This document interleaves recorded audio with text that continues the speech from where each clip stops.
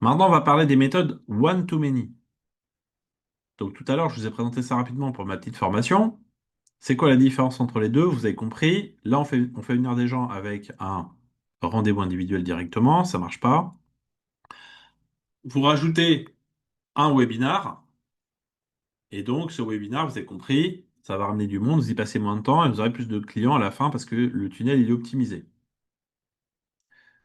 Donc, le tunnel de vente, tout à l'heure, je vous ai montré ça. Vous vous rappelez les 4 étapes? Donc, il faut commencer par créer votre produit d'appel. C'est quoi un produit d'appel? Je vais vous en montrer un physique. J'ai trouvé tellement exceptionnel que je l'ai pris en photo. C'est quoi le code à usage unique, nous dit Mohamed. Là, vous parlez peut-être dans LinkedIn. C'est pour maintenant dans LinkedIn, il faut s'authentifier pour pouvoir mettre la double authentification, pour pouvoir entrer dans LinkedIn, pour sécuriser votre compte.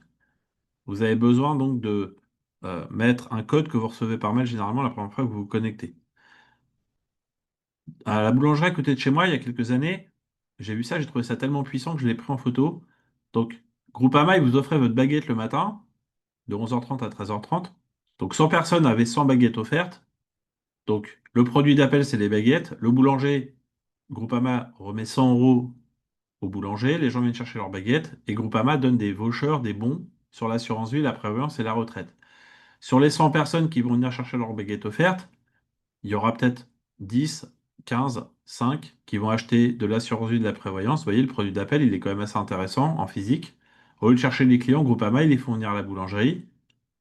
Vous avez compris? Et après, il y aura des bons. Et puis après, certains vont devenir des clients.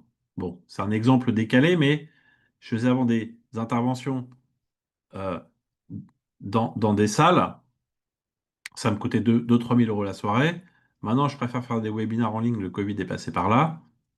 Je crée un webinar sur un sujet. Donc avec Eventbrite, vous allez pouvoir créer des listes, ce que je vous ai montré tout à l'heure, maximiser les inscriptions avec l'emailing et Wallaxy, prendre des décisions sur les gens que vous allez contacter après le webinar pour les inviter à des événements, comme j'ai fait tout à l'heure. Et un produit d'appel, il y a 8 éléments. Une bannière avec le titre qu'on remet dans la bannière, vous voyez, pour rehausser le titre en couleur, parce que dans Eventbrite, on ne peut pas mettre de couleur.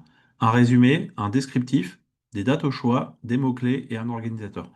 Avec ça, j'ai fait venir 45-50 000 personnes à mes différents webinars. Vous voyez, juste avec ça, en 8 points. Tout le monde peut le faire, hein. Il n'y a pas besoin d'être dans la technique. Vous mettez des dates au choix, laissez plusieurs dates pour que les gens puissent choisir en fonction de leur disponibilité. L'événement, donc, 6 fois le même webinar, le même thème. Un webinar, des rendez-vous derrière, un webinar, des rendez-vous. Donc, 1 heure de votre temps par mois, une fois que tout est mis en place, des rendez-vous, un webinar, des rendez-vous, un webinar, des rendez-vous.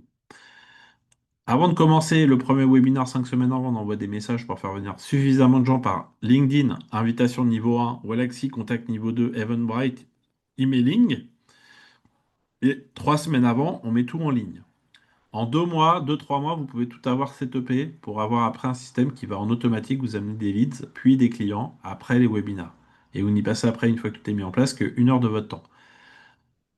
Là, c'est ce que je fais moi avec mes clients en 2 mois. Si on fait la formation, ça sera plutôt sur 3 à 4 mois, le temps que vous prépariez tout par vous-même. Parce que moi, je vais un peu plus vite que les autres parce que j'ai l'habitude, je l'ai fait pas mal de fois. Et en 3 4 mois, vous pouvez faire tout ça. OK? Donc, si on commence en septembre, à partir de fin d'année, début d'année, vous aurez vos premiers clients de cette façon.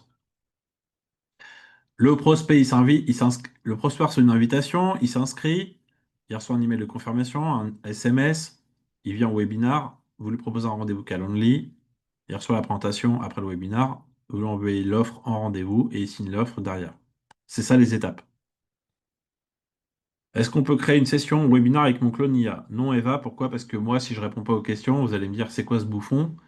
Et donc, il faut que ce soit vous qui passez au moins 1 heure de votre temps par mois. C'est pas non plus énorme. Faut pas faire du evergreen, ça s'appelle des vidéos préenregistrées. Et vous ne pourrez pas répondre aux questions. Il faut que ce soit un vrai vous.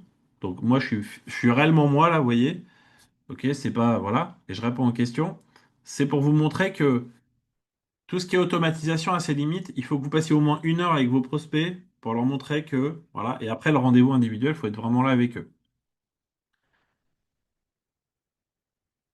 Après, la question était intéressante, Eva, hein. C'est pas la question. C'est juste que il faut vraiment faire ça de cette façon. Après, vous pouvez faire des clones en IA avec des vidéos d'appel à l'action dans LinkedIn avec des outils qui existent. On verra ça pour ceux qui ont suivi la formation en IA bientôt. On verra comment créer des vidéos.